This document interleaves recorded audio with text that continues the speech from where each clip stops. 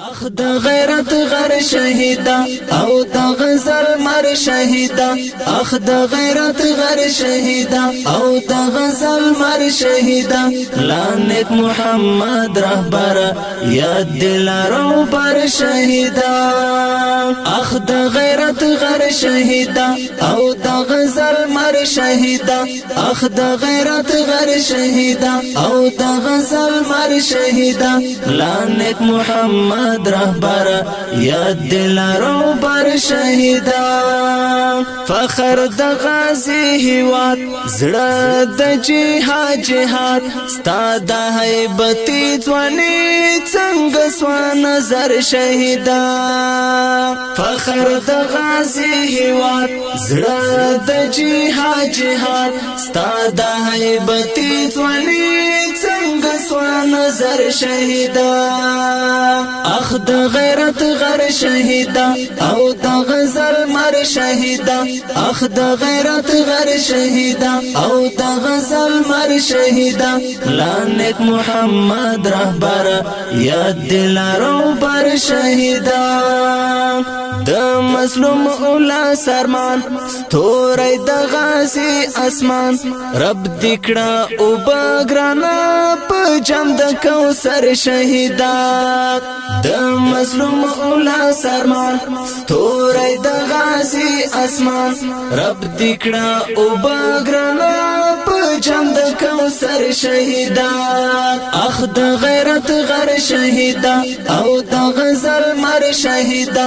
اخ د غیرت غر شهیدا او د غزل مر شهیدا لعنت محمد رهبر یاد دلارو بر شهیدا ای د ننګر هر ویاړه د غازی د یار ویاړه څرنګه شهید شولې د وطن سحر شهیدا ای د ننګر هر ویاړه د غازی د یار ویاړه څرنګه شهید شولې د وطن سحر شهیدا اخ د غیرت غر شهیدا او د غزل مر شهیدا اخ د غیرت غر شهیدا او د غزل مر شهیدا لعنت محمد رهبر یاد دلارو بر شهیدا رب دی پناسب کړه جنت رب خود مقام کړه اوچت غم دی کړي پزړونو حمله پزړونو اثر شهیدا رب دی پناسب کړه جنت رب خود مقام کړه اوچت غم دی کړي پزړونو حمله پزړونو اثر شهیدا اخ د غیرت غر شهیدا او د غزل مر شهیدا اخ د غیرت غر شهیدا او د غزل مر شهیدا لعنت محمد رهبر یاد دلارو بر شهیدا حنزل ملنګ دی غمجن او قاری عابد زهیر دی زمان کا کاویر جان و د غم خبر شهیدا حنزل ملنګ دی غمجن او قاری عابد زهیر دی زمان کا کاویر جان و د غم خبر شهیدا اخ د غیرت غر شهیدا او د غزل مر شهیدا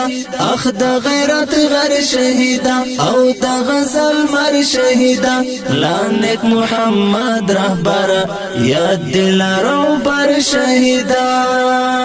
عالی جانان غمجن لدسی هجران غمجن لیک د احمدی پرزر لیک د احمدی پرزړګي د هجر خنجر شهیدا عالی جانان غمجن لدس هجران غمجن لیک د احمدی پرزړ لیک د احمدی پرزړګي د هجر خنجر شهیدا اخ د غیرت غر شهیدا او د غزل مر شهیدا